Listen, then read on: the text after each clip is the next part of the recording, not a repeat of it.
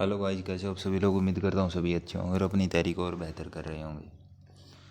Thumbnail के ऊपर आपने देख लिया होगा कि जैसे आज सुप्रीम कोर्ट के अंदर अपना जो केस था उसकी सुनवाई हुई थी। अपने ग्रुप सी के केस था जिसके अंदर 5 नंबर के लिए पिटीशन दायर की गई थी। तो उसमें क्या था कि HSSC को हार का सामना करना पड़ा और कैंडिडेट स्टूडेंट्स जो हैं वो वहाँ पर जीत चुके हैं।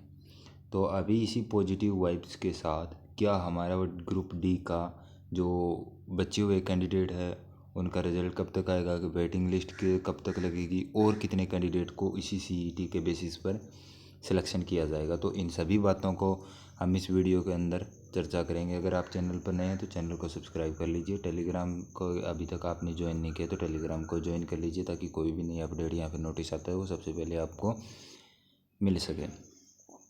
तो अभी बात करते हैं कि आपकी क्या वेटिंग लगेगी। वेटिंग के पीछे दो रीज़न्स हैं आपके। पहला रीज़न ये है कि अगर जिस हिसाब से वे बता रहे हैं कि इसी CET के बेसिस पर हम 10,000 कैंडिडेट को और सेलेक्ट करेंगे ग्रुप डी के लिए, तो ये मान के चलिए कि वेटिंग अभी आपकी नहीं आने वाली है। कंडीशन दूसरी अप्लाइड ये होती है कि अगर इसी CET बेसिस पर 10,000 कैंडिडेट को वो नहीं सेलेक्ट करते हैं तो इसका मतलब ये है कि आपकी वेटिंग लिस्ट आएगी 2 के लगभग वेटिंग आ जाएगी आपकी। ये मान के चलिए कि शुरू वाली आपकी 2,500 से 3,000 के लगभग आपकी वेटिंग आ जाएगी और दूसरी भी लगभग इतने के ही समथिंग आपकी वेटिंग आ जाएगी।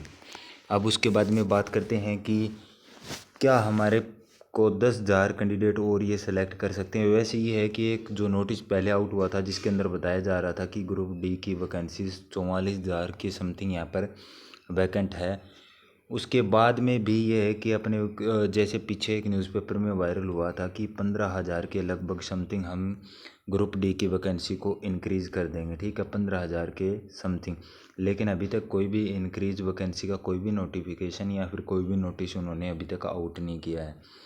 तो इसका सीधा सा मतलब ये है कि जितनी वैकेंसी इन्होंने नोटिस्ड मतलब ऑलरेडी पब्लिश्ड की थी उतनी ही वैकेंसी को ये लेकर जाएंगे एक बार।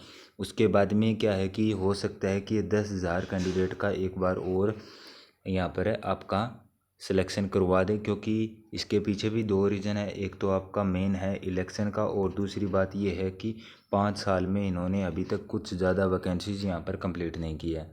तो ये दो मेजर रीज़न होने की वजह से इनको क्या है कि इसके अंदर 10,000 वैकेंसी आपकी और कंप्लीट हो सकती है। अभी क्या है कि आपका 2,500 कैंडिडेट का आपका रिज़ल्ट आउट किया जा सकता है। TGT का आपका रिज़ल्ट आउट किया जा सकता है अभी, क्योंकि ये आपका 5 नंबर की कैटेगरी से आपके बाहर थे।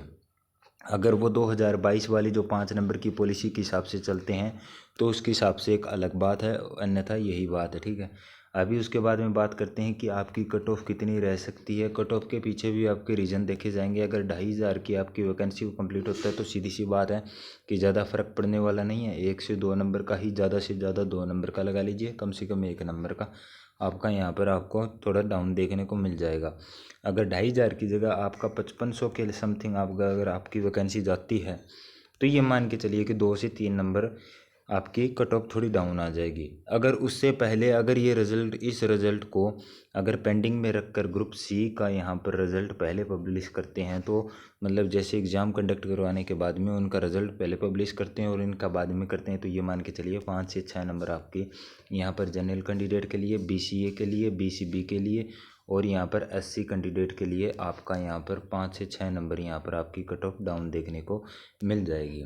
अभी बात करते हैं कि 10,000 कैंडिडेट की, और अगर इसी CET के बेसिस पर अगर 10,000 कैंडिडेट को और सेलेक्ट किया गया तो कितने नंबर तक डाउन जा सकती है। ये तो 5500 में आप ये मान के चलिए कि 5 से 6 नंबर आपकी कम जा रही है।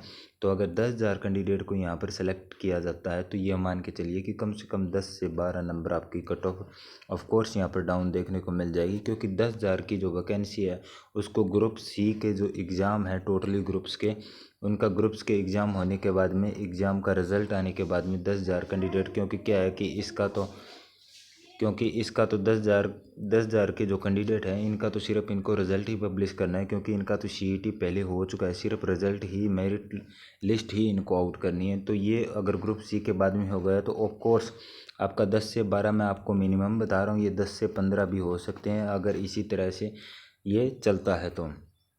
अगर आपको मेरी वीडियो अच्छी लगे तो वीडियो को लाइक कर देना। अगर चैनल पर नए हैं तो चैनल को सब्सक्राइब कर लेना। मिलते हैं एक नए वीडियो के साथ, तब तक करते रहिए अपनी तैयारी को और बेहतर। जय हिंद, जय भारत।